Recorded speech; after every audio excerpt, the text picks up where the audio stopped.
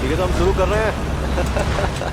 सब तैयार है, सबमरीन सामने है, आराम से। टाइटन, हम जल्दी ही बोर्ड को उसके साथ लगाएंगे और आपको चढ़ा देंगे। और एहतियात करते हैं कि किसी को कोई सही है। ठीक है, आराम से। चलो तुम जाओ। दिन कैसा बीत रहा है?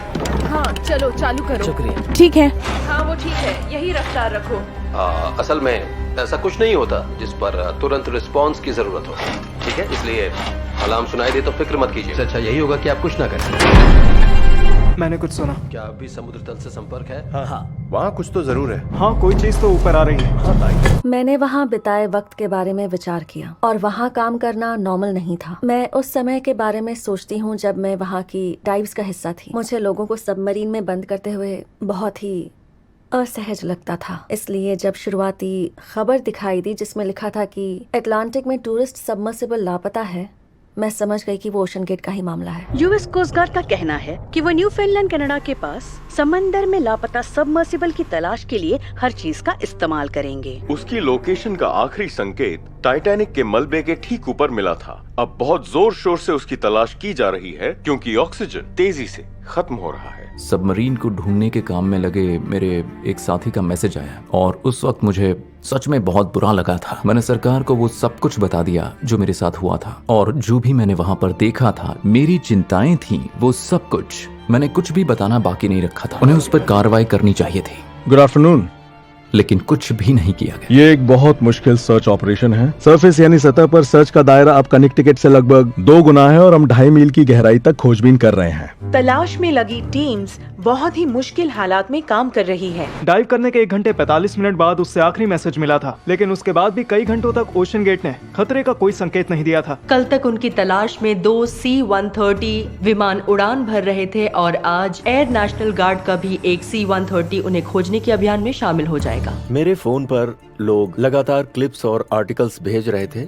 फिर मेरे पास एक मैसेज आया, क्या तुमने सुना? तुम्हारी राय क्या है? लेकिन असल में तो मैं जानता था कि ऐसा होगा। पता चलते ही वहाँ साथ काम कर चुके पुराने और नए लोगों से मैसेजेस में बातचीत शुरू हो गई थी। उनमें से एक ने जवाब दिया कि सचमुच ऐसा हो रहा है।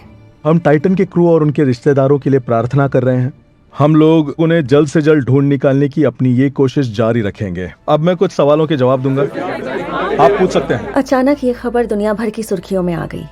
लापता सबमरीन में ओशन गेट के सीईओ भी सवार थे। लापता सबमरीन टाइटन की तलाश का दायरा अब भी जारी है और पूरी उम्मीद है कि ये वाकई किसी बुरे सपने जैसा मामला है। हम सोच भी नहीं सकते कि उसमें मौजूद लोगों को क्या झेलना पड़ रहा होगा। मैं स्टॉकटन को अच्छी तरह जानती थी, पर सबमर्सिबल में मौजूद लोगों को नहीं जानती थी। सबमर्सिबल में 5 लोग हैं, जिनमें ओशन गेट के सीईओ स्टॉकटन रश और 58 साल के British aviation billionaire Hamish Harding भी हैं। पाकिस्तानी बिजनेसमैन शहजाद दाऊद भी अपने बेटे सुलेमान के साथ उस सबमर्सिबल में शामिल हैं। और हमें ये भी पता चला है कि पॉल हेनरी नार्जले, एक फ्रेंच एक्सप्लोरर मिस्टर टाइटैनिक, वो भी उसमें शामिल हैं। आपने सबसे पहले क्या किया? मैं रो पड़ी। पहले 10 मिनट तक रोई, मैं बहुत डरी हुई थी। क्या आपको याद है कि इन सरकारी लोगों ने आपसे कांटेक्ट किया था? जी, यूएस कोस्ट गार्ड ने।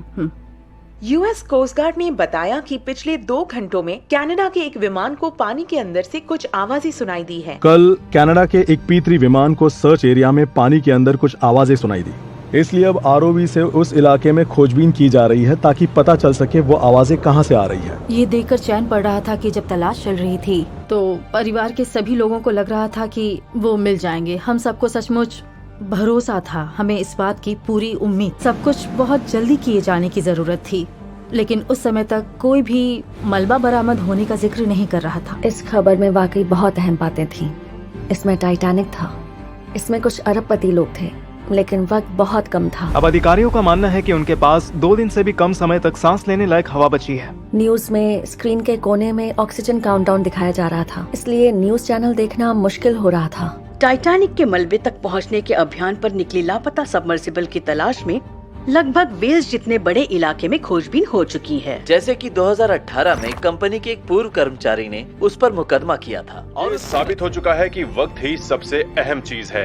मैं काफी वक्त तक सिर्फ बुरी खबरें ही देखती रही। मेरे दोस्त इस बात का ख्याल रखते थे कि मैं ज्यादा देर तक अपने फोन पर ना रहूं। कहीं ये सब लोगों को टाइटैनिक के मलबे तक पहुंचने से रोकने का बहाना तो नहीं है, लेकिन अगर यही मकसद है तो क्यों है? इसे बयां करना मुश्किल है। गुस्से के साथ साथ कई अलग तरह के एहसास हो रहे थे। वो हफ्ता ही अजीब था। पहले दिन से ही सबको लग रहा था कि सबमर्सिबल में कोई नहीं बचा होगा। सबमर्सिबल के लापता होने और उसमें मौजूद 5 लोगों की मौत के मामले की जांच के लिए कोस्ट गार्ड ने मरीन बोर्ड ऑफ इन्वेस्टिगेशन का गठन किया है और इस पूरे मामले की इन्वेस्टिगेशन करेंगे चीफ इन्वेस्टिगेटर कैप्टन जेसन न्यूबावर। मैं कोस्ट गार्ड से रिटायर होने वाला था, लेकिन मैं इस केस पर काम करना चाहता था क्योंकि ये अनोखा मामला था।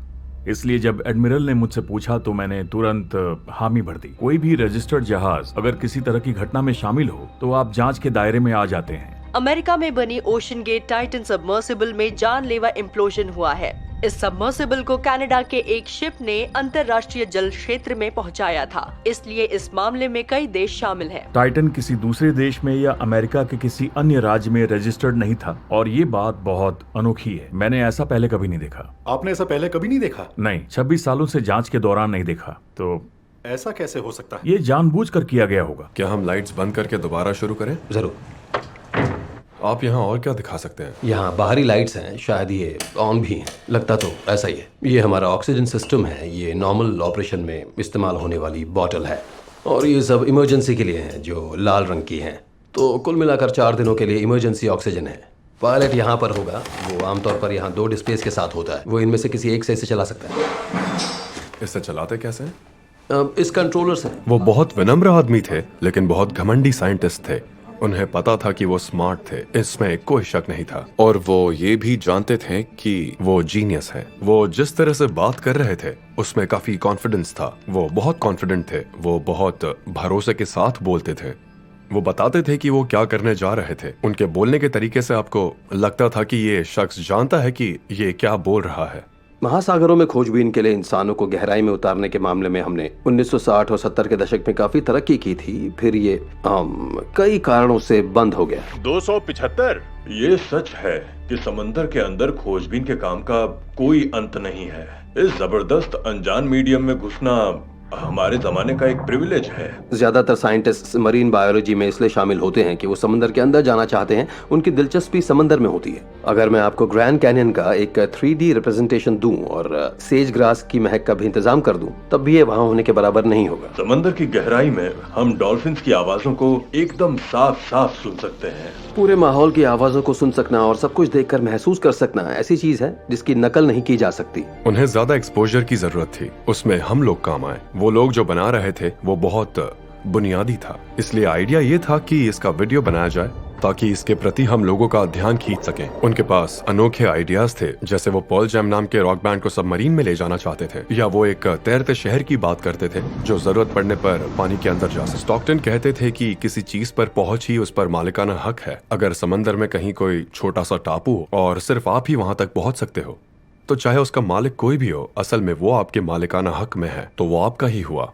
और वो इस बात पर यकीन करते थे। हेलो, मैं स्टॉकटन रश हूँ और मैं आज फ्राइडे हार्बर के पास ट्रॉल साइट्स का पता लगाने वाली डाइव में पायलट था। मैं स्टॉकटन से पहली बार उस समय मिला था जब सिएटल में ओशन गेट की शुरुआत हो रही थी। वो साइंस और एजुकेशन पर ज्यादा फोकस थे, और वो भी प्यूजेट साउंड में। Cyclops comms check over. बिल्कुल साफ सुनाई दे रहा है।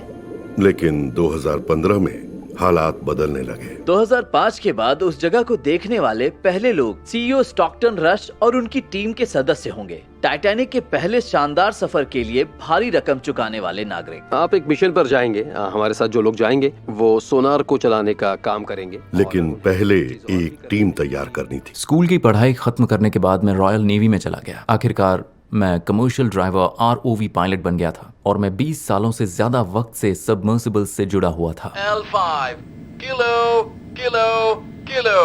Roger L5 hard see you. मेरी वाइफ कैरल ने उस समय एक ऑनलाइन ऐड देखा था। उसने बताया कि उन्हें डायरेक्टर ऑफ मरीन ऑपरेशंस की पोजीशन के लिए किसी काबिल इंसान की जरूरत है। मेरी एक सहेली ने उनकी वेबसाइट देखी थी और उसने मुझे वो भेजकर कहा कि देखो, अच्छी है ना। मैंने 2013 में डाइविंग शुरू की थी और मुझे वो बहुत पसंद थी। मैं काफी समय से इंटरनेट पर ओशन गेट पर नजर रख रही थी और अचानक वहाँ अकाउंट्स के काम के लिए नौकरी निकली। एक दिन मैं फेरी पर लिंक्डइन देख रहा था। उसमें एक कंपनी के बारे में देखा जो सबमर्सिबल्स बना रही थी। मुझे लगा कि वाह, मुझे भी कुछ बनाना पसंद है। मैं नेवी में डीप सी डाइवर था। मैंने यूसी बर्कली से मटेरियल साइंस की पढ़ाई की थी। रोलिंग बढ़िया, ठीक है। उन्हें टेक्नीशियन की तलाश थी। वहाँ काफी कम पैसे मिल रहे थे। मैं सीपीए हूँ और मुझे पता था कि मैं ओवर क्वालिफाइड हूँ, लेकिन जिस काम के लिए मैं ट्रेन थी और जिस काम की दीवानी थी, दोनों को मिलाकर ये मेरे लिए एक ड्रीम जॉब थी। हमने जब तक ओशन गेट में काम किया, वहाँ हर किसी को लगता था कि वहाँ काम करना उनके लिए वाकई बहुत खास बात थी। जैसा कि आप देख सकते हैं, ये मैन सबमर्सिबल साइक्लॉप्स हैं। इसमें 5 लोग जा सकते हैं और ये ज्यादा से ज्यादा 500 मीटर की गहराई तक जा सकता है। इसके अलावा इसमें काफी खूबियां हैं। मैं उनके सबमर्सिबल प्रोजेक्ट्स चलाने वाला था। उनके पास पहले से ही 2 सबs थे, साइक्लॉप्स 1 और एंटिपडेस, और वो टाइटन बना रहे थे, जो कमाल की चीज थी। मुझे लगा कि मैं शायद एक ऐसा काम करने जा रहा था जो पहले शायद किसी को करने का मौका नहीं मिला था। बहुत बहुत शुक्रिया। आपने शायद इसके बारे में पढ़ते समय देखा होगा कि मैं एस्ट्रोनॉट बनना चाहता था, इसलिए मैंने इंजीनियरिंग की डिग्री ली। मैं स्टार ट्रेक और स्टार वॉर्स देखता था और दूसरे ग्रहों के जीवों को देखना चाहता था, और आखिरकार मुझे समझ में आया कमाल की जिन चीजों को मैं अंतरिक्ष में समझता था वो असल में पानी के अंदर थी। और यहाँ तक कि स्टॉकटन रश वाकई एक सेल्समैन था। मुझे लगता था कि वो सब कुछ अलग तरह से करना चाहता था ताकि अलग लगे। पैसे वाला कोई भी इंसान सबमर्सिबल बनाकर टाइटैनिक तक जा सकता था, लेकिन वो इसे अलग तरह से कर रहा था। अभी तैयार हो रही उनकी सबमर्सिबल 5 लोगों को टाइटैनिक तक ले जा सकेगी, जो 2 मील से ज्यादा की गहराई में है। इसमें आपका एक्साइटमेंट फैक्टर कितना है? पक्का 11 पर है। हर सबमर्सिबल अलग होती है। कुछ स्टील से बनी होती है, कुछ एक्रिलिक से और कुछ टाइटेनियम से। लेकिन पहली बार कार्बन फाइबर हल के साथ ऐसे डिजाइन का इस्तेमाल इतनी गहराई में जाने के लिए होने वाला था, इसलिए इसमें सब कुछ ऐसा था जो हमारे लिए बिल्कुल नया था। ये है APL, applied physics laboratory, university of Washington, Seattle में। APL के साथ मिलकर उन्होंने मैकेनिकल हिस्सों पर काम किया और प्ले स्टेशन कंट्रोलर से कंट्रोल सिस्टम बनाए। वहाँ हमारा एक ऑफिस भी था जहाँ मैं कभी कभार जाता था। APL हमारे साथ था, इस बात से मुझे सुकून मिला था। लेकिन मेरे लिए इस प्रोजेक्ट का सबसे बड़ा आकर्षण ये था कि उस सबमर्सिबल को क्लास किया जाने वाला था। जब हम किसी चीज को क्लास करने की बात कहते हैं तो इसका मतलब है कि किसी थर्ड पार्टी एजेंसी ने स्वतंत्र रूप से प्रमाण पत्र दिया है कि वो सुरक्षित है। इसे इस तरह समझ सकते हैं कि अगर आप अपने घर में कोई एयरक्राफ्ट बनाएं तो आप खुद और आपके दोस्त उसमें उड़ान भर सकते हैं, बशर्ते किसी ने पैसे नहीं दिए। लेकिन आप उसमें पैसे देने वाले यात्री को ले जाना चाहें तो आपको उसे किसी स्वतंत्र एजेंसी से सर्टिफाई कराना होगा। मरीन की दुनिया में इसे व्हीकल को क्लास करना कहते हैं। वो डिजाइन और बनावट की जांच करते हैं।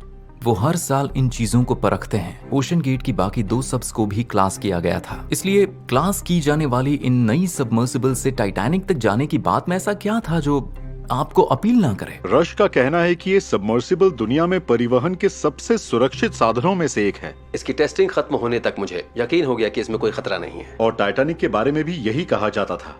हाँ, सही कहा। क्या आप ईश्वर की शपथ लेते हैं कि आप जो बयान देने वाले हैं वो सब कुछ पूरी तरह से सच और सिर्फ सच होगा? बिल्कुल। धन्यवाद, आप बैठ सकते हैं। इसकी सुनवाई मुकदमे की तरह होती है, बिल्कुल अदालत की तरह। Good morning mister Nissin. Good morning sir. मेरे सारे सवाल आपके बैकग्राउंड और फिर ओशन गेट में डायरेक्टर ऑफ इंजीनियरिंग के तौर पर आपके अनुभव से जुड़े। जी पूछ सकते हैं। आपके लिए पहला सवाल। वहाँ कई जांचकर्ताओं ने सवाल पूछे और हर गवाह को वकील से सलाह लेने का हक होता है।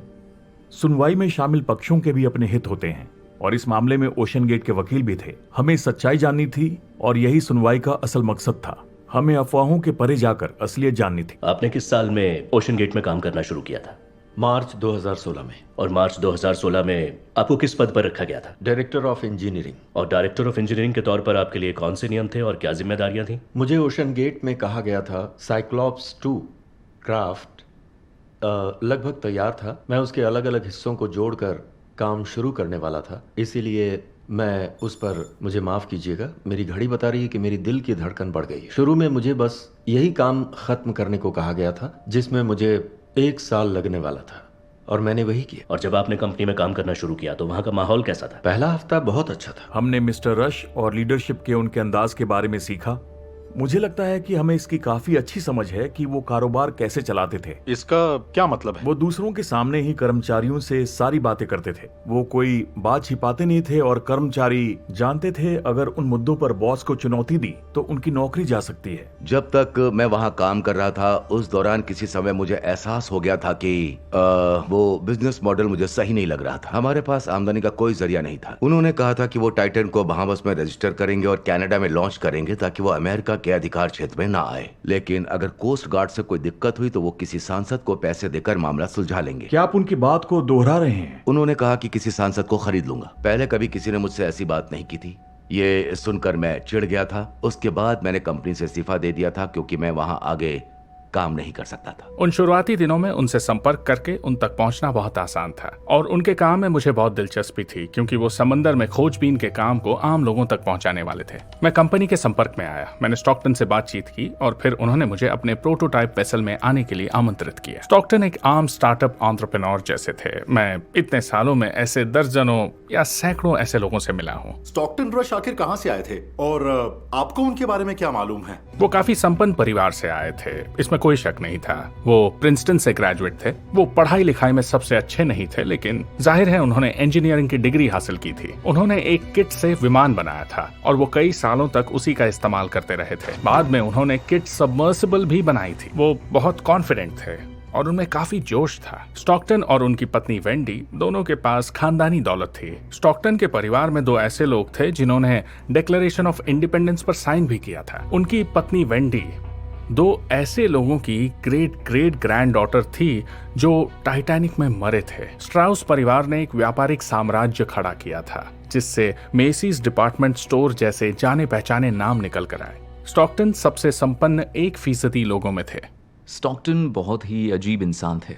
अगर वो किसी से नाखुश होते थे तो वो साफ बोल देते थे, वो छुपाते नहीं थे। मेरे पास कुछ ईमेल्स हैं जो किसी गुमनाम शख्स ने भेजे हैं। उनसे पता चलता है कि वो अपनी कंपनी के लोगों से कैसे पेश आते थे और चिंता करने लायक कई चीजें थीं। मैं स्टॉकटन के गुस्सैल स्वभाव को जानता था। जब कोई उनसे सीधा सवाल करता था तो वो अपने बचाव की कोशिश करते थे। क्या आपको किसी डाइव की जानकारी है जिसमें वो हर गलती के लिए दूसरों पर दोष मढ़ देते थे? शुरू से ही वो बहुत ही घमंडी किस्म के इंसान थे। इसकी शुरुआत इस आइडिया से हुई थी कि समंदर को एक्सप्लोर करने में किसी तरह के कारोबार का मौका होना चाहिए। वो उन लोगों को बिग स्विंगिंग डिक्स यानी अल्फा मेल कहते थे। वो अक्सर ये शब्द दोहराते थे। उन्होंने अपनी कंपनी ओशन गेट का इस्तेमाल किया और कार्बन फाइबर के इस्तेमाल की वजह से वो इंडस्ट्री की दूसरी कंपनियों से अलग थी। अगर वो कामयाब हो जाते तो खुद भी वैसे ही अल्फा मेल बन जाते। आपके पास जो जानकारी है उसकी बुनियाद पर क्या आप टाइटन को एक एक्सपेरिमेंटल मैन सबमर्सिबल कहेंगे? हाँ, लेकिन वो ऐसी एक्सपेरिमेंटल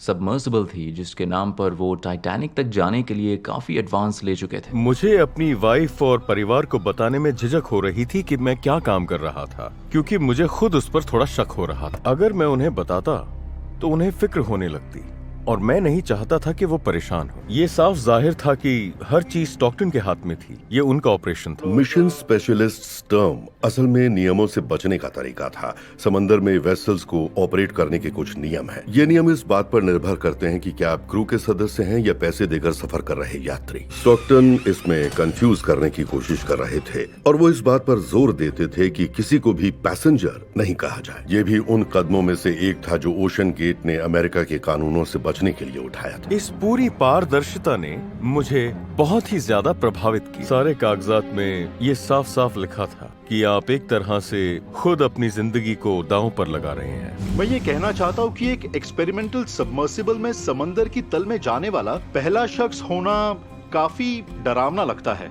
आप अकेले ऐसे इंसान नहीं हैं। मुझे कई लोग ये बात कह चुके हैं लेकिन मुझे स्टॉकटन और पीएच दोनों पर पूरा यकीन है। यूं कहूं कि अंधा यकीन। और मुझे पता है कि पीएच 37 बार जा चुके हैं और वो टाइटैनिक और सबमर्सिबल और डाइविंग के बारे में सब कुछ जानते हैं। हर डाइव एक नया अनुभव है और हर डाइव एक नया एडवेंचर है क्योंकि कभी भी एक जैसी चीजें दिखाई नहीं देती। ये बेहतरीन फ्रेंच रिसर्च वेसल है। जॉर्ज टलक एक एक्सपीडिशन लीडर हैं। उनकी कंपनी आरएमएस टाइटैनिक उस ऐतिहासिक जहाज के संरक्षण की जिम्मेदारी संभाल रही है। अभियान में तालमेल के लिए टलक ने एक पूर्व फ्रेंच नेवी कमांडर पीएच नार्जोले को चुना है। मुझे टाइटैनिक वाकई बहुत पसंद है, लेकिन उसकी वजह से मैं अपने डैड के साथ ज्यादा वक्त नहीं बिता पाई। जब मैं छोटी थी तो हम फ्रांस के दक्षिण में रहते थे। मेरे डैड अक्सर घर में नहीं रहते थे क्योंकि वो नेवी के साथ सफर कर रहे होते थे। उन्होंने समंदर में कई मिशंस को पूरा किया है।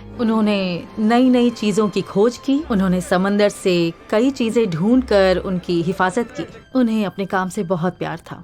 मैं यही कहूंगी कि वो ओशन गेट के लिए काम नहीं करते थे, उन्हें इनवाइट किया गया था। ये अहम बात है। वो देखकर हम में थोड़ी आशंकाएं पैदा होने लगी। उस जगह को पाताल लोक यूं ही नहीं कहा जाता। समंदर की तल के पास पहुंचने पर अचानक हमें अपने सामने एक दीवार सी दिखाई दी, जिसे देखकर यकीन नहीं हुआ। मन में लगा कि हमने तो कर दिखाया। मेरे दिमाग में एक साथ कई बातें चल रही थी, लेकिन सबसे अहम बात थी कि मैं वाकई इसे देख रहा हूँ। ये कमाल की बात है। मेरी जिंदगी का सबसे अच्छा पल है ये, और मैं इसे कभी नहीं भूल। मैं उनके लिए बहुत खुश था। मैं चाहता था कि वो कामयाब हो, क्योंकि उनका मकसद अच्छा था। हमें ये मानना होगा कि उन्होंने वो कर दिखाया जो वो करना चाहते थे। वो कार्बन फाइबर सबमर्सिबल से टाइटैनिक तक पहुंच गए। हाँ, ये सच है, लेकिन किसी को नहीं पता था कि वो कब तबाह हो जाने वाला था। लेकिन गणित के हिसाब से ये लगभग तय था। इसलिए टाइटैनिक तक 1, 2 या 10 डाइव कोई कामयाबी का पैमाना नहीं है। मुझे कभी समझ में नहीं आएगा कि वो शुरुआती टेस्ट डाइव्स में कैसे सही सलामत बच गई। जांच से पता चलेगा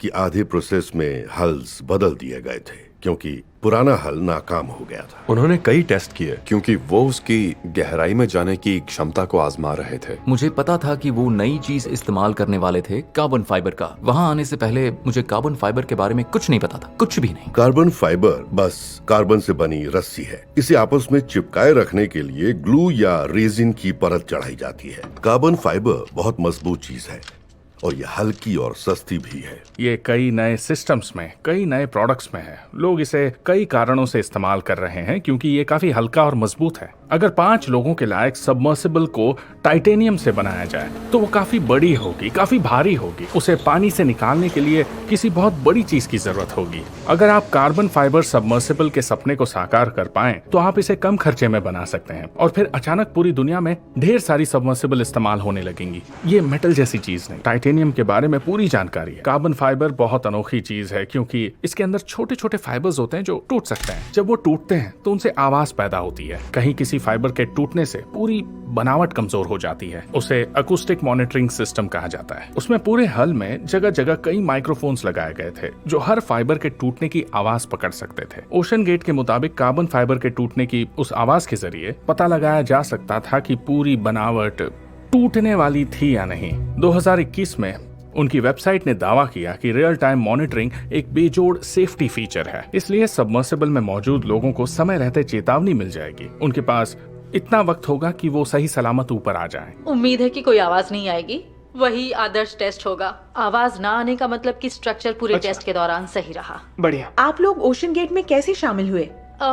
उन्होंने बोइंग में किसी से संपर्क किया। मैं और एक और शख्स जेक बोइंग में ही काम करते थे। बोइंग के साथ जुड़कर बहुत फायदा हुआ। बोइंग के इंजीनियर्स को कार्बन फाइबर की समझ थी, और वो एवरेट वॉशिंगटन में ओशन गेट के हेडक्वार्टर्स के बहुत नजदीक थे। 2013 में वहां बोइंग की टीम ने एक कॉन्सेप्ट डिजाइन डॉक्यूमेंट तैयार किया। वो काफी भारी भरकम डॉक्यूमेंट था, लगभग 70 पेज का। उस डॉक्यूमेंट में उन्होंने वैसी सबमर्सिबल बनाने का एक पूरा रोड मैप पेश किया था। बोइंग के उन इंजीनियर्स को बहुत चिंता थी कि कार्बन फाइबर हल का परफॉर्मेंस कैसा होगा। इस टेस्ट का मकसद ये है कि हमने हल का हूबहू मॉडल तैयार किया है जो उसके 1/4 आकार का है। हमने उसे तैयार करके अपने सारे उपकरण लगाए, फिर एक चेंबर में डाल दिया। उसमें उन गहराइयों जितना ही दबाव पैदा किया गया जहां हम जाना चाहते हैं। उस दिन जब वो दबाव से पिचककर फट गया तो उन्हें बहुत बुरा लगा। स्टॉकटन कुछ इस तरह पेश आते थे जैसे सब कुछ सही हो जाएगा, टेंशन मत लो। मुझे लगता है हल के मॉनिटरिंग सिस्टम की कल्पना ओशन गेट ने की, ताकि उसके बारे में ढेर सारे सवाल पूछ रहे लोगों को थोड़ा सा सुकून मिल सके। अगर मेरे पास कार्बन या कॉम्पोजिट मटेरियल से बनी स्की हो और मैं उस पर दबाव डालूं तो उसके चरमराने और उसमें दरार पड़ने की आवाजें सुनाई देंगी। लेकिन आपको ये पता नहीं चलेगा कि वो कब टूटने वाली है। हम उस चीज से पैदा हुई तेज आवाजें सुन रहे थे। वो चीज बता रही थी कि उस पर दबाव पड़ रहा था, लेकिन उससे हमें ये पता नहीं चल सकता था कि वो कब टूट जाएगी। बोइंग के इंजीनियर्स ने स्टॉकटन को उस हल की एनालिसिस भेजी कि ज्यादा गहराई में जाने पर वो कितना दबाव सह सकता था, और उन्होंने टाइटैनिक की गहराई के ठीक नीचे खतरे का निशान बना दिया था। ये मेरे लिए साफ संकेत था कि उनकी चिंताएं बहुत गहरी थीं। ओशन गेट और बोइंग ने साथ मिलकर काम करना क्यों रोक दिया? मुझे कुछ ठीक से नहीं पता, पर मुझे लगता है कि शायद हम बहुत महंगे थे। तय होने पर कि बोइंग सबमर्सिबल नहीं बनाने वाली थी, तब भी स्टॉकटन के पास उसे बनाने का तरीका था। उन्हें एहसास हुआ कि उन्हें इंजीनियरिंग में माहिर लोगों की जरूरत थी। आप हर चीज का contract university of Washington APL को मत दीजिए। डायरेक्टर ऑफ इंजीनियरिंग होने के नाते क्या इंजीनियरिंग के सारे फैसले आप ही लेते थे? नहीं। क्या आपने इंजीनियरिंग का कोई फैसला लिया था? हाँ। ये बताइए, इंजीनियरिंग के ज्यादातर फैसले कौन लेता था? स्टॉकटन लेते थे, पर ज्यादातर लोग आखिरकार स्टॉकटन से दूर हो। दरअसल वो हर किसी को बहुत परेशान करते थे। फिर शायद 2016 में टोनी कंपनी में आ गए। उन्होंने इंजीनियरिंग एक्सपर्टीज को काफी सेंट्रलाइज कर दिया और एक इंजीनियरिंग टीम बनाई जो यूनिवर्सिटी ऑफ वॉशिंगटन की जगह लेकर खुद अपने डिजाइन तैयार करके सबमर्सिबल बनाने वाली थी। स्टॉकटन ने मुझसे कहा, ये तुम्हारी प्रॉब्लम है। वो मलबा नानटकेट के पास डूबा पड़ा है। हम सबमर्सिबल साइक्लॉप्स 1 में बैठकर रवाना हुए। हमें पता था कि वो कंपनी के लिए एक आजमाइश थी और इसमें बहुत खतरा भी था। टाइटैनिक की तरह पूरे मलबे को मैप करने का ही प्लान था। मैं पैसे देकर 4 पैसेंजर्स को वहां तक ले जाने वाला था, लेकिन डाइव वाले दिन स्टॉकटन ने फैसला किया कि वो मुझे उस सबमर्सिबल में नहीं ले जाना चाहते। वो खुद पैसेंजर्स को लेकर जाने वाले थे। उस समय मैंने विरोध किया। वो डूबा हुआ मलबा बहुत ही तेजी से सड़ रहा था। वो काफी खतरनाक था और उसमें बहुत ज्यादा खतरा था। उन्होंने फैसला किया कि उनका जो मन करेगा वो वही करेंगे, क्योंकि वो CEO थे। इसलिए उस दिन हमारे बीच विवाद हुआ और आखिरकार मैंने उन्हें मुझे भी सबमर्सिबल पर ले जाने के लिए राजी कर लिया, लेकिन वो खुद उसे चलाना चाहते थे। वो वहां आए और सबमर्सिबल को वो बो से 3 मीटर दूर ले गए। उन्होंने हमें मलबे के बीच में पहुंचा दिया था। वो हमें दाईं तरफ ले आए और सबमर्सिबल को बो के नीचे फंसा दिया। उन्होंने उसे पूरी तरह से अटका दिया था। मैंने उनसे कहा, अब कुछ मत करना, मुझे कंट्रोल दे दो। उन्हें सबमर्सिबल चलाने का ज्यादा अनुभव नहीं था। उस समय मैंने सबमर्सिबल को खतरे से बाहर निकाला, उसे 50 मीटर दूर ले गया और उनसे कहा कि देखिए, डाइव करते वक्त हमें काफी चीजों का ध्यान रखना चाहिए। और उन्होंने कहा, थैंक यू, तुम्हारा एहसान रहेगा। पैसेंजर्स एक दूसरे से गले मिल रहे थे, लेकिन मेरे साथ स्टॉकटन का रवैया पूरी तरह बदल गया था। उस पूरी ट्रिप में उन्होंने मुझसे कोई बात नहीं की। हमारा रिश्ता बदल गया था। एंड्रिया डोरिया वाले अभियान के बाद सीनियर मैनेजमेंट ने मुझे टाइटन प्रोजेक्ट से दूर करना शुरू कर दिया।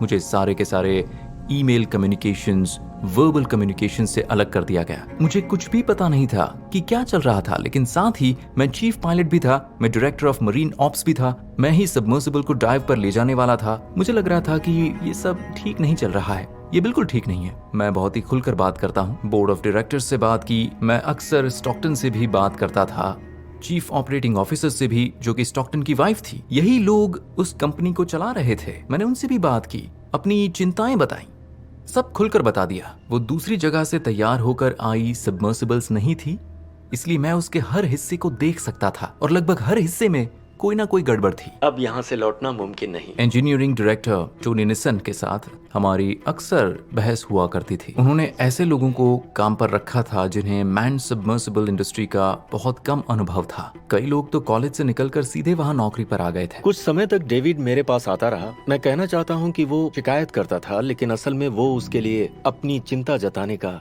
एक तरीका था। उस समय मुझे कार्बन फाइबर का कोई अनुभव नहीं था, लेकिन अनट्रेन्ड आंखों के लिए वो तमाम सुराखों से भरी चीज थी। हम देख सकते थे कि उसमें कितने सुराख थे, डीलैमिनेशंस दिखाई देते थे, खाली जगह दिखाई देती थी। आखिरकार जब उन्हें टाइटेनियम इंटरफेस रिंग्स पर सील किया गया तो उन्होंने उसे एवरेट के कार पार्क में ले जाकर ट्रक बेड लाइनर से स्प्रे कर दिया। हम जो कर रहे थे उसके आइडिया पर कोई जरा सा भी सवाल उठाता तो स्टॉकटन नाराज हो जाते थे। वो उसे खुद पर हमला मानते थे। जब उन चीजों को लगाया जा रहा था तब मैं वहां अकेला इंसान था जो कह रहा था कि इस चीज को इंस्पेक्ट करना जरूरी है, हमें थर्ड पार्टी इंस्पेक्टर्स बुलानी चाहिए। क्या हम उन्हें बुला रहे हैं? तो उनका जवाब होता था कि हाँ हम देख रहे हैं। हर बार एक ही जवाब होता था। मैंने बहुत कोशिश की लेकिन मेरी बातों को हमेशा टाल दिया गया। एक बार हम ओशन गेट में लंच कर रहे थे। स्टॉकटन ने कहा कि उन्होंने फैसला कर लिया था और क्लासिफिकेशन यानी थर्ड पार्टी ओवरसाइट की कोई जरूरत नहीं थी। लंच पर कैसा माहौल था? मैंने खड़े होकर कहा कि मुझे अफसोस है कि मैं इस बातचीत का हिस्सा नहीं बन सकता और ना ही ओशन गेट या इस सबमर्सिबल से कोई रिश्ता रख सकता हूँ, और मैं वहाँ से चला गया। सबमर्सिबल इंडस्ट्री में उनका हर परिचित कह रहा था कि ऐसा काम मत करो, लेकिन जब आप सारे फैसले खुद लेने लगते हैं और आपको एहसास होता है कि आपने शुरू में ही गलत रास्ता ले लिया था, तो फिर ये कबूल करना बहुत मुश्किल हो जाता है कि आप गलत थे। स्टॉकटन के लिए तो ये काम बहुत मुश्किल था। उन्होंने कहा कि अगले कुछ हफ्तों में ये आपको सौंपी जाएगी। मैं सोच रहा था कि ये समझ क्यों नहीं रहे हैं, मैं कितनी बार कह चुका हूँ हम इसमें डाइव नहीं कर सकते। फिर आखिरकार स्टॉकटन ने मुझसे एक दिन कहा कि ठीक है, अब मैं चाहता हूँ कि तुम इस टाइटन का इंस्पेक्शन करो। फिर कई दिनों तक मैंने टेस्ट्स किए, मैंने कुछ तस्वीरें ली और उसके बाद मैंने एक बढ़िया सा ईमेल लिखकर बताया कि आखिरकार ये मेरी जिम्मेदारी है, और मैंने 18 जनवरी को ये मेल उनको भेज दिया। अगली सुबह मुझे एक ईमेल मिला, हम एक मीटिंग करने वाले हैं। उसमें था मैं, HR डायरेक्टर बॉनी गाल थी, quality assurance director Scott Griffiths थे, साथ ही CEO स्टॉकटन रश और टोनी निसन भी थे। देखिए मैं छोटा बच्चा नहीं हूँ, मैं मूड भांप सकता हूँ। मैं स्टॉकटन की आवाज से समझ सकता था कि वो नर्वस थे, वो कांप रहे थे। मैं उनके कांपते हुए हाथ देख सकता था। वो नाराज थे, बहुत ही ज्यादा। पहले भी उन्हें नाराज देखा था मैंने ऐसे रूप में पर उस दिन वो ज्यादा गुस्से में थे। जहाँ तक आपके सबमर्सिबल में जाने का सवाल है तो मैं उसके सख्त खिलाफ। मैं समझता हूँ। हमें उस सबमर्सिबल को टेस्ट करना चाहिए। किसी चीज में लोगों को बिठाकर उसे क्यों ही टेस्ट करना है, मैं इस बात को नहीं समझ पा रहा हूँ। अगर मुझसे पूछें तो मैं इसे सिर्फ अहंकार कहूंगा। मैं इस कंपनी में किसी ऐसे शख्स को नहीं रखना चाहता जिसे हमारे कामकाज से दिक्कत हो, और मैं वाकई आम लोगों जैसा नहीं हूँ। समझ में नहीं आया कि मैं क्या कहूँ, पर मैं इस बात से बहुत हैरान था कि उस वक्त वो अपनी कंपनी से किसी को भी निकाल सकते थे। हमें इस क्रू में डेविड की जरूरत है। मेरी राय है कि उन्हें इसमें शामिल होना चाहिए। मुझे लगता है कि स्टॉकटन ने फैसला कर लिया है। कमेंट्स की वजह से मुझे अभी बुरा लग रहा है। सच कहूँ तो मैं आपसे बहुत निराश हूँ। ये पहला मौका है जब मैंने लोगों की सेहत और हिफाजत से जुड़ी चिंताओं के बारे में लिखा है, और कसम से स्टॉकटन, आप जानते हैं कि हर अभियान में कोई ना कोई दिक्कत हुई है और मैं हर अभियान में मौजूद था, और मैंने हमेशा ईमानदारी से काम किया है। मैं इसे इनकार नहीं कर रहा। क्या आप चाहते हैं कि मैं कंपनी से चला जाऊं? यही एक सवाल है। मुझे नहीं लगता कि और कोई उपाय है। दरअसल मुझे डेविड के लिए बुरा लगता है, ऐसा नहीं होना चाहिए था। स्टॉकटन ने मुझसे कहा कि वो किसी की जिंदगी बर्बाद करने के लिए $50,000 खर्च कर सकते हैं। उस बात से कंपनी में मेरी जिंदगी बदल गई। इंजीनियरिंग डिपार्टमेंट को मैनेज करने का मेरा तरीका बदल गया। मुझे ये पक्का करना पड़ा कि कोई मुंह न खोले। मैं ऐसे आदमी के लिए काम करता था जो शायद कुछ हद तक क्लिनिकल साइकोपैथ था और आत्ममुग्ध तो था ही। आप कंपनी के ऐसे मालिक को कैसे मैनेज कर सकते हैं? मैं उसी समय समझ गई थी कि मैं अब इस कंपनी में काम नहीं कर सकती। मैंने घर जाकर अपनी लिंक्डइन प्रोफाइल अपडेट कर दी। मैंने उस समय स्टॉकटन या नील को कुछ नहीं बताया था, और स्टॉकटन ने कहा कि ओके, अब बॉनी हमारी अगली लीड पायलट होगी और ये हमारी टीम के लिए अच्छा रहेगा। हमारी एक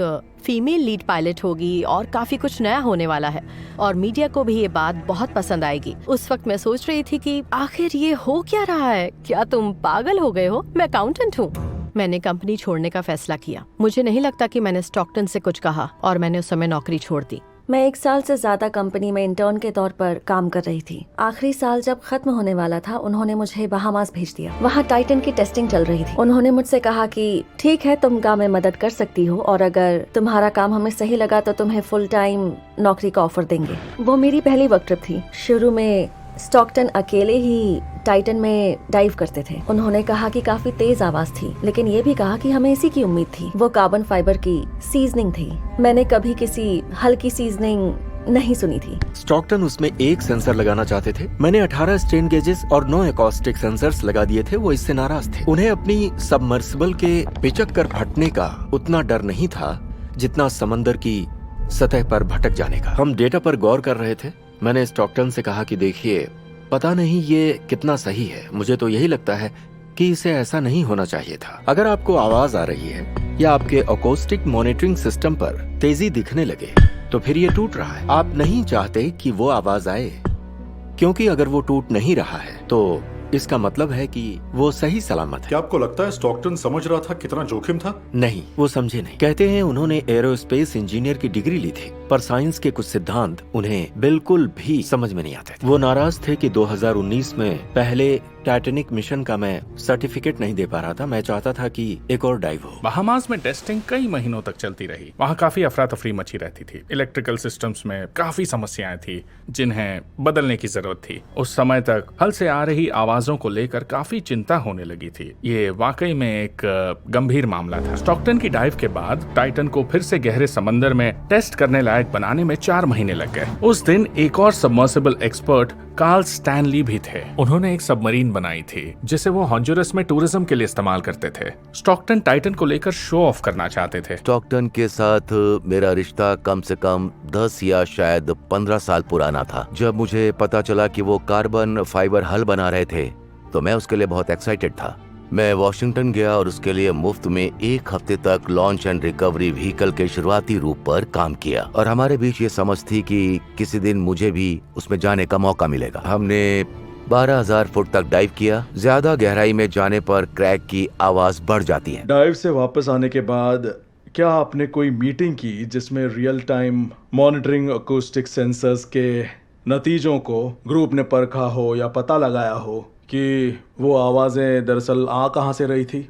उन्होंने हमारी मौजूदगी को ज्यादा भाव नहीं दिया। उन्होंने कभी जोखिम की जिम्मेदारी वाले दस्तावेज पर साइन नहीं कराया और ये भी नहीं कहा कि सब कुछ पारदर्शी है, आप कोई भी सवाल पूछ सकते हैं। वो बस ऐसे पेश आए, आप आ गए हैं, चलिए। डाइव के बाद कार्ल और स्टॉकटन ने एक दूसरे को ईमेल्स भेजे। आपने कहा कि कल हमने जो आवाजें सुनी थी वो ग्लू जॉइंट्स और एयर कैविटीज के टूटने जैसी नहीं लग रही थी। मेरे मन में सिर्फ एक सवाल है कि क्या ये पूरी तरह से तबाह हो सकती है? क्या उन ईमेल्स में कभी आपको बताया गया था कि हल में एक दरार देखी गई थी? मेरे पास सेंट जॉन्स की टिकट्स थी।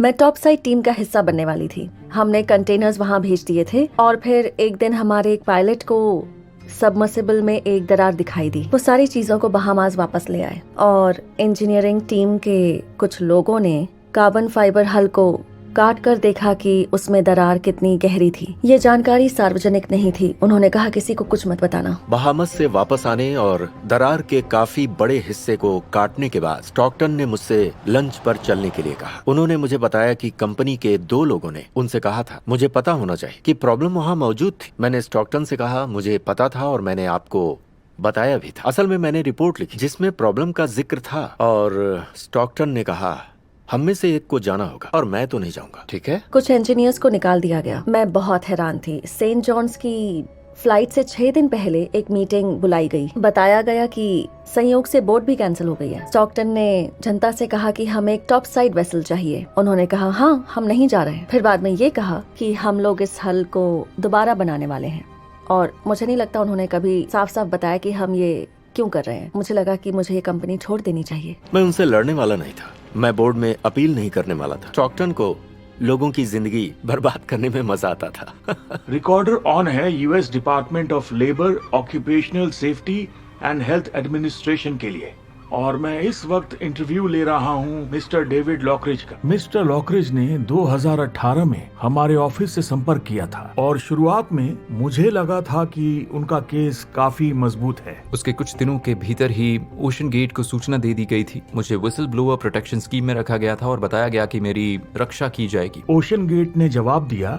उन्होंने मिस्टर लॉकरिज पर मुकदमा कर दिया। ये एक तरह से ये बताने का तरीका था कि हम आपके पीछे, आपकी पत्नी के पीछे, आपके घर के पीछे, आपके ग्रीन कार्ड के पीछे पड़ने वाले हैं। उन्होंने धमकी दी कि हमारे खिलाफ कैसे गए। साला कमीना, ये कैमरे पर बोल रहा हूँ, क्या इसके लिए हरामी शब्द सही? बदकिस्मती से विसल ब्लोअर को जवाबी हमले से नहीं बचाया जाता। ये विटनेस प्रोटेक्शन प्रोग्राम या वैसी कोई चीज नहीं है। असल में तो हम सिर्फ जांच करते हैं। उसका मकसद मेरा मुंह बंद करना था, मुझे खामोश करना था ताकि वो अपना प्रोजेक्ट जारी रख सके और लोगों को टाइटैनिक के पास ले जा सके और भरपूर पैसा कमा सके। अब आगे के सवालों के लिए मैं जब टाइटन हल बोलूंगी तो उसका मतलब है कि मैं टाइटन के दूसरे हल की बात कर रही हूँ। क्या आप 3rd स्केल मॉडल टेस्टिंग के बारे में बता सकते हैं? वो सारे टेस्ट मेरे सामने नहीं हुए थे, मैंने किए भी नहीं थे, लेकिन मैं जानता हूँ कि वो नाकाम रहे। हम समझ गए थे कि हमें कुछ अलग तरीके से काम करना होगा। दरार पड़ने के बाद मैं कंपनी छोड़ना चाहती थी। उस वक्त उन्होंने कहा कि देखो, हम टाइटन के लिए एक नया हल बनाएंगे जो ज्यादा बेहतर होगा। लगा कि अब ये सही है, मैं कहीं नहीं जा रही। हल के नाकाम होने पर कंपनी पर काफी दबाव था। उन्होंने अचानक महसूस किया कि इस साल न सिर्फ हमारी आमदनी नहीं होगी बल्कि हल या पूरे सबमर्सिबल को भी बदलना पड़ सकता है। इस पर लाखों डॉलर्स खर्च होंगे और वक्त और मेहनत मिलाकर तो करोड़ों डॉलर्स खर्च होंगे। अगले साल की शुरुआत से ठीक पहले स्टॉकटन और उनके नए इंजीनियरिंग हेड ने मुझे नए हल के टाइमलाइन मैनेजमेंट में मदद के लिए मुझे प्रोजेक्ट मैनेजर की पोजीशन ऑफर की। उन्होंने ये भी कहा कि हम तुम्हें सबमर्सिबल पायलट की ट्रेनिंग में शामिल करना चाहते हैं। स्टॉकटन ने कहा, हम चाहते हैं तुम कंपनी की फीमेल यंग पायलट बनो और इस कंपनी का चेहरा बनो। उन्होंने कहा कि वो उस काम के लिए 60 साल का आदमी नहीं चाहते। पर जब मैंने सैलरी बढ़ाने को कहा, उन्होंने कहा नहीं। अब आप फिर से मुझसे पूछेंगे कि मैं क्यों टिकी रही, है ना? हाँ, बिल्कुल। कोविड की वजह से देख रही थी कि हर जगह मेरे दोस्तों की नौकरी जा रही थी, तो मुझे लगा कि मुझे यहाँ टिके रहना चाहिए। पैसों की कमी होने लगी। उन्होंने अचानक पाया कि शायद फिर से डाइव करने के लिए 2 साल लग जाएंगे। स्टॉकटन ने टीम से कुछ लोगों को निकाल दिया। नया हल बनाने के विषय पर ज्यादा मीटिंग्स नहीं हुई थी और कई बार उसमें मेरे साथ बस हेड ऑफ इंजीनियरिंग, COO और स्टॉकटन होते थे। वो कई अलग अलग कार्बन फाइबर एक्सपर्ट्स के साथ काम कर रहे थे और उन्होंने उसे बनाने के लिए जिस ग्रुप को हायर किया था वो कार्बन फाइबर इंडस्ट्री के एम्पायर्स थे, लेकिन उन्होंने पहले सबमर्सिबल नहीं बनाई थी। तीसरा स्केल मॉडल बनाया गया और उसे जुलाई 2020 में टेस्ट किया गया। वो 3000 मीटर पर फेल हो गया। इससे पूरी टीम का हौसला हिल गया था, लेकिन शायद ऐसे हालात में सभी ऐसा ही महसूस करते हैं। तो पूरे आकार का हल बनाने से पहले टाइटैनिक की गहराई के लिए तीसरा कामयाब स्केल मॉडल टेस्ट कभी हुआ ही नहीं था। बिल्कुल सही, यही सच है। उन्होंने फुल साइज हल पर काम शुरू कर दिया। क्या इस मुद्दे पर आप किसी से बात कर पाई? हाँ, मैंने आवाज उठाई थी। कई लोगों ने बोला था। वो अपनी चिंताओं पर बात करते थे। उन्हें लगा कि इसका क्या मतलब है, ये तो फेल हो गया, फिर भी काम जारी रखे। स्टॉकटन टाइटैनिक तक जाने की ऐसी धुन में थे कि किसी की कोई भी बात उनके लिए ज्यादा मायने नहीं रखती थी और मैं ऐसे ही किसी को भी उस सबमर्सिबल में नहीं बिठाने वाली थी। ये ऐसी बात थी जिससे उस समय मेरे साथ काम करने वाले कई लोग सहमत थे और उनमें से कोई भी उस कंपनी में ज्यादा दिन तक नहीं रहा। कंपनी ने कहा कि हमारी हाँ में हाँ मिलाओ, नहीं तो जाओ। मैंने कहा ठीक है, मैं 2 हफ्ते का नोटिस दे रही हूँ। क्या कंपनी से जाने के बाद आपने पता लगाया कि नए हल पर क्या चल रहा था? हाँ, मैंने पूरी कोशिश की, बस उम्मीद कर रही थी कि वो नहीं जाएं। आज तक हम पत्रकारों को नहीं पता कि स्टॉकटन ने हमें जो कुछ बताया था उसमें कितना झूठ था। मैं CBS संडे मॉर्निंग का पत्रकार हूँ और एक दिन मेरे पास एक ईमेल आया जिसमें लिखा था कि ओशन गेट नाम की कंपनी ने हमें एक खबर करने के लिए बुलाया है। कोई झिझक नहीं थी? बिल्कुल झिझक नहीं थी, काफी भरोसा था। हाँ, देखिए, मैं समझ गया था कि वो आदमी खबरों में आना चाहता था। वो लाइव रिपोर्टर को वहां नहीं भेजेगा क्योंकि वो खतरनाक होगा। हम वहां उनके ऑपरेशन के दूसरे साल की गर्मी के मौसम में गए थे। वो गर्मी में 5 एक्सपीडिशंस करने वाले थे। 9 दिन के हर ट्रिप को एक एक्सपीडिशन कहते हैं। वो 5 बार करते थे। हर एक्सपीडिशन में टाइटैनिक तक डाइव करने के 5 मौके होते हैं। कुल मिलाकर गर्मी के हर मौसम में 25 मौके हुआ करते थे और गर्मी के दूसरे मौसम तक वो सिर्फ 9 बार टाइटैनिक तक जा पाए थे। लेकिन मुझे लगा कि ओशन गेट में सेफ्टी का बहुत ध्यान रखा जाता था। उनका एक रूल ऑफ 3 था। कोई 3 छोटी चीजें भी गड़बड़ या असामान्य हो या सही ना हो तो वो डाइव नहीं करते थे, कैंसिल कर देते थे। वो हमें वापस ऊपर ले जा रहे हैं। वापस ऊपर ले जा रहे हैं? हाँ। उनके पास टाइटैनिक डाइविंग के सबसे जाने माने एक्सपर्ट थे, PH नाजले, उस वक्त दुनिया में मौजूद सबसे बड़े एक्सपर्ट। मैंने उनसे बार बार पूछा, आपको किसी चीज की फिक्र नहीं हो रही? उन्होंने कहा नहीं, बिल्कुल नहीं। मैंने कहा ठीक है, आने दो, कोई बात नहीं। इससे भी मुझे काफी भरोसा मिला। इस एक्सपीडिशन में आप क्या काम कर रहे हैं? मैं हर मुमकिन मदद करने की कोशिश कर रहा हूँ क्योंकि मैं टाइटैनिक के बारे में जानता हूँ। PH का उसमें शामिल होना मेरे लिए हमेशा रहस्य रहेगा। उन्हें ये साफ साफ बताया गया कि वो अपनी विश्वसनीयता ऐसी चीज को सौंप रहे थे जिसमें साफ तौर पर गड़बड़ी थी। उनका हमेशा एक ही जवाब होता था, मैं उम्रदार आदमी हूँ, मेरा बहुत अच्छा करियर रहा है, अगर मैं इस ऑपरेशन में सेफ्टी बढ़ा सकता तो ये एक जीत होगी। स्टॉकटन जहाँ थे वहाँ तक वो पहुँचे कैसे थे मैं ये कभी नहीं जान पाऊंगा। वो कुछ ऐसे लोगों का एक करीबी ग्रुप बन गया जिन्हें अपने काम पर इतना पक्का भरोसा था कि वो लगभग एक कल्ट जैसा बन गया था। उन्हें पूरा भरोसा था कि वो कारगर रहेगा, नहीं तो ज्यादातर डाइव्स में वो खुद पायलट क्यों होते? वो उसे फिल्माने के लिए टीवी क्रू को क्यों बुलाते? ओशन गेट के बारे में हमारी स्टोरी नवंबर 2022 में दिखाई गई। दर्शकों को वो बहुत कमाल का दिलचस्प काम लगा। स्टॉकटन बहुत उत्साहित थे क्योंकि उन्हें आ रही थी बहुत सी कॉल। मिस्टर कैटरसन, क्या आप कभी टाइटन पर डाइव के लिए गए हैं? नहीं। क्या आप टाइटन में उतनी गहराई तक जाने में सहज होते? नहीं। स्टॉकटन और मेरा रिश्ता बिगड़ने लगा जब सब कुछ बन गया तो वो चाहते थे कि मैं टाइटैनिक मिशंस का पायलट बन जाऊं। मैंने उन्हें बता दिया कि मैं इसमें नहीं बैठूंगा, वही मेरे वहां आखिरी पल थे। अगर आप उन्हें यकीन नहीं दिला सकते जिन्हें आपके मिशन पर भरोसा है कि आपकी सबमर्सिबल सुरक्षित है, तो आपकी कंपनी में ही कोई गड़बड़ है। क्या आप उन चिंताओं पर गौर करते हैं? क्या आप उन्हें विश्वास में लेते हैं? क्या आप उन्हें सबसे सुरक्षित सबमर्सिबल बनाने के काम का हिस्सा बनाते हैं, या फिर उन्हें कॉन्फ्रेंस रूम में बुलाकर उन्हें निकाल देते हैं? इस पूरे मामले में डेव लॉकरिज ने अहम भूमिका निभाई, जिन्हें कोई याद नहीं करता। उस रूम में शायद वो अकेले थे जिन्हें एहसास था कि हालात कितने खराब थे। उन्होंने अपने प्रोफेशनल स्टैंडर्ड्स पर समझौता करने से साफ इनकार कर दिया। हमने ओशन गेट पर जवाबी मुकदमा करने का फैसला किया। कंपनी ने हम पर सिविल कोर्ट में केस करने का फैसला किया था, जहां ज्यादातर सुनवाई बंद दरवाजों के पीछे होती है, लेकिन हमने उन पर फेडरल कोर्ट में केस करने का फैसला किया ताकि सब कुछ सार्वजनिक हो सके और लोगों को। हमें अपनी पूरी ताकत से उनसे लड़ना था, लेकिन उस पर हमारे काफी पैसे खर्च हो रहे थे। पहले 7 महीनों में ही हमने अपनी बचत इसमें लगा दी थी। हम इसमें अपने खर्च पर लड़ रहे थे। आप अंदाजा लगा सकते हैं कि मुकदमा आसान नहीं होता, खास तौर पर जब आपको धमकियां मिल रही हों। लिखित जवाब मिलने और दोनों तरफ से सारे सबूत मिलने के बाद बदकिस्मती से अभी हमें ये जांच कुछ समय के लिए रोकनी होगी, क्योंकि इन्वेस्टिगेटर के तौर पर मेरे पास कई सारे केसेस हैं। याद रखिए, मेरे पास आपके केस से 11 पुराने केसेस ज्यादा हैं।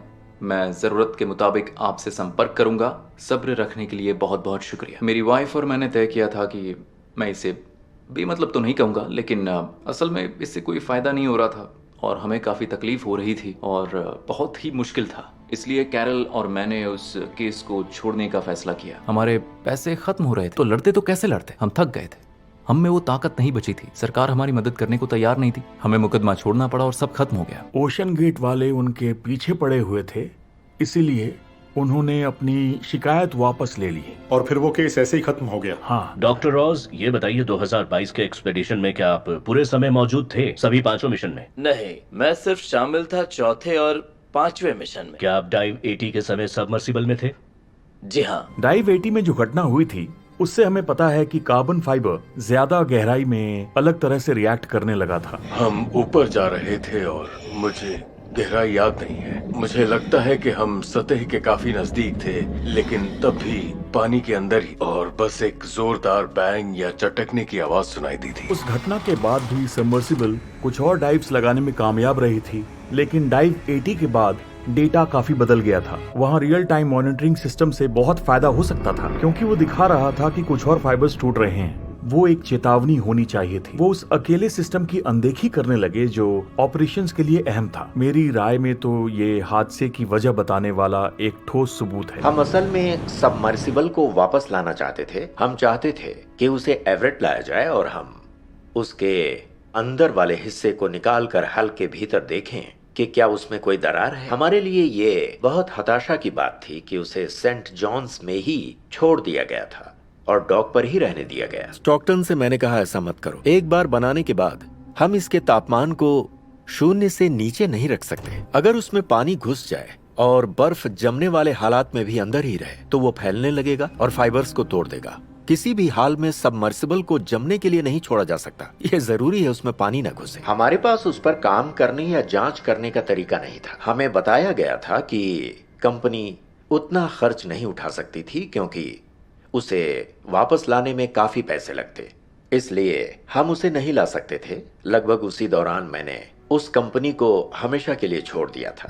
दरअसल मैं कुछ मुद्दों से बहुत परेशान हो गया था, इसलिए मैंने ओशन गेट को छोड़ दिया। तीसरे ऑपरेटिंग सिस्टम तक ये साफ हो गया कि इंजीनियरिंग में महारत रखने वाले कई लोग ओशन गेट से जा चुके थे। लगा जब सबमर्सिबल पूरी गहराई तक जाने लगी तो ओशन गेट को भरोसा हो गया था कि उनके पास एक कॉन्सेप्ट था जिससे वो आगे बढ़ सकते थे। ठीक है, हम पूरा घूम कर देखते हैं। अभी इसे नेचुरल रखूंगा और वापस आने के बाद सारे पॉइंट्स पर बात करूंगा। क्या मैं आपको कुछ चीजों के बारे में बताऊं? हाँ, बिल्कुल। पक्का? तो पहली बार मैं ऐसा कुछ कर रहा हूँ और मैं बहुत एक्साइटेड हूँ। तो मैं पहले इसका जायजा लूंगा और देखूंगा कि अगले कुछ दिनों तक हम क्या करने वाले हैं। ठीक है। मेरा नाम जेक कोलर है और मैं एक यूट्यूबर हूँ। लोग मुझे स्कूबा जेक के नाम से जानते हैं। क्या ये टाइटैनिक की बात थी? टाइटैनिक की कहानी में मेरी हमेशा से दिलचस्पी थी। मैं ऑनलाइन जाकर वीडियोस में ये देखने की कोशिश करता था कि वो अब कैसा दिखता है। बचपन में टाइटैनिक सबसे डरावनी फिल्मों में से एक फिल्म थी। ये वाकई कमाल की बात थी कि मैं बड़ा होने के बाद असली टाइटैनिक को देखने जाने वाला था। तो मैंने खुद ओशन गेट से संपर्क किया। क्या आपको पता था कि उस बसंत में उस समय तक उन्होंने कोई कामयाब डाइव नहीं की थी? जब मैं न्यूफाउंडलैंड पहुंचा तब मुझे पता चला कि शुरुआत के 2 मिशंस नाकाम रहे थे और उसकी वजह थी उस वक्त का खराब मौसम। हमने समंदर में कुछ दिन बिताए और फिर मेरी तबीयत खराब होने लगी। हम समंदर में थे, हवा काफी तेज चल रही थी, लहरें बहुत ऊंची थीं। मैं झूठ नहीं बोलूंगा, मैं वापस जाना चाहता था, लेकिन हम वहाँ किसी मकसद के साथ गए थे। उस समय बर्फीली ठंड थी। सबमरीन में दाखिल हुआ, बहुत अजीब लग रहा था क्योंकि पहले मैंने वैसा कभी नहीं किया था। हम नीचे जाने ही वाले थे पर अचानक सब धुंधला हो गया, इसलिए डाइव को कैंसिल करना पड़ा। इस वक्त ये कहना थोड़ा अजीब होगा लेकिन मैं निराश हो गया था। उस पूरे काम में लगभग 2 घंटे लगे और मुझे याद है कि उस समय मेरे पैर ठंडे हो गए थे। सबमरीन के अंदर ठंड की वजह से पानी की बूंदें बन गई थी। मुझे याद है उस दुर्घटना के बाद मैंने एक क्रेन को उस सबमरीन के डोम को उठाए हुए देखा। तब मुझे याद आया कि बस कुछ दिनों पहले ही मैं भी इस सबमरीन के अंदर था और मैं सोच रहा था कि बाप रे, अगर मैं भी उसमें होता तो मुझे बहुत बुरा लगता। असल में ये सिर्फ मेरी बात नहीं है, मुझे तो सबके लिए बहुत बुरा लग रहा है, उनके परिवार के लिए लग रहा है। मन में कई सवाल उठते हैं कि उन पर क्या बीत रही होगी। 2023 में ओशन गेट ने पहले 4 बार डाइव करने की कोशिश की थी और हर बार खराब मौसम या टेक्निकल खामियों की वजह से नाकाम रहे थे। आखिरी एक्सपेडिशन की पहली डाइव में डाइव लगाने के लगभग 1.5 घंटे बाद अचानक कम्युनिकेशंस और ट्रैकिंग पूरी तरह से नाकाम हो गई थी। सबमर्सिबल के लापता रहने के दौरान ही जब मैं पहली बार लोगों से बात कर रहा था तो कुछ लोगों ने कहा कि उन्होंने स्टॉकटन की वजह से कंपनी छोड़ी। मेरे एक सोर्स के पास 2 फोन्स थे क्योंकि वो नहीं चाहता था स्टॉकटन को उसके बारे में पता चले, और एक शख्स ने तो मेरे साथ तब तक खुलकर बात नहीं की जब तक हमें स्टॉकटन की मौत की खबर नहीं मिली। उसी समय मुझे भरोसा हो गया था कि उस घटना के पीछे जरूर कोई बड़ी खबर थी। ये कंपनी का भविष्य है। मैंने आगे के लिए यही रास्ता तय किया है। मैं मरना नहीं चाहता हूँ। मेरी एक बहुत प्यारी सी पोती है, मैं जिंदा रहूंगा। गलती इस आइडिया में नहीं है कि किसी चीज को क्लास नहीं कराया गया या हमने कुछ नियमों का पालन नहीं किया। असल में ये गलती है ही नहीं। स्टॉकटन ने अपनी पहचान को ओशन गेट से जोड़ दिया था। वो जताता था कि वही सब कुछ कर रहा है, वही मानव जाति के लिए महासागरों की बाधाओं को हटा रहा है। अगर आप उस ऑपरेशन की तारीफ करते थे तो वो उसे अपनी तारीफ मानता था। सबसे अहम बात यह है कि अगर उस सबमर्सिबल में आपके साथ कुछ हो जाता तो आपके पास टॉप साइड सपोर्ट कुछ भी नहीं था। लोग कहते थे कि स्टॉकटन की वाइफ सब कुछ देख लेगी, वही उसके लिए जवाबदेह है, लेकिन ये बकवास है। वही लोग हादसे के बाद वहाँ बचे हुए हैं। इन्वेस्टिगेटिंग टीम के सारे सवालों के जवाब उन्हीं को देने होंगे। ओशन गेट खत्म हो गया है। हादसे की वजह कंपनी का कल्चर था, उसी की वजह से लोग मारे गए, इसमें कोई शक नहीं। क्या हादसे के बाद आपको ओशन गेट से कोई खबर मिली या कोई अपडेट मिला? नहीं, बल्कि ओशन गेट पूरी तरह खामोशी रहा। उन्होंने तो एक नोट भी नहीं भेजा कि हमें अफसोस है कि आपके पिता नहीं रहे, कुछ भी नहीं कहा। पिछले साल सबमर्सिबल के हादसे में मारे गए एक टाइटैनिक एक्सप्लोरर के परिवार ने एक मुकदमा दायर किया है। उनकी गलती से हुई मौत के बदले $50 मिलियन का मुआवजा मांगा गया है और दावा किया गया है कि सबमर्सिबल में मौजूद लोग काफी ज्यादा खौफ में थे। वो मशहूर होना चाहते थे। अपने ईगो को बढ़ाने के लिए उन्हें चाहिए था फेम। अपना नाम तो नहीं बना पाए पर वो बदनाम जरूर हुए। मैं मरना नहीं चाहता और मैं नहीं मरूंगा। ये बहुत आसानी से हो सकता है कि हम नाकाम हो जाएं। मैं इस कंपनी में हमारे नाकाम होने के 50 कारण बता सकता हूँ। मैं मर नहीं रहा हूँ। जब तक मैं हूँ किसी को मरने नहीं दूंगा, मेरा वादा है।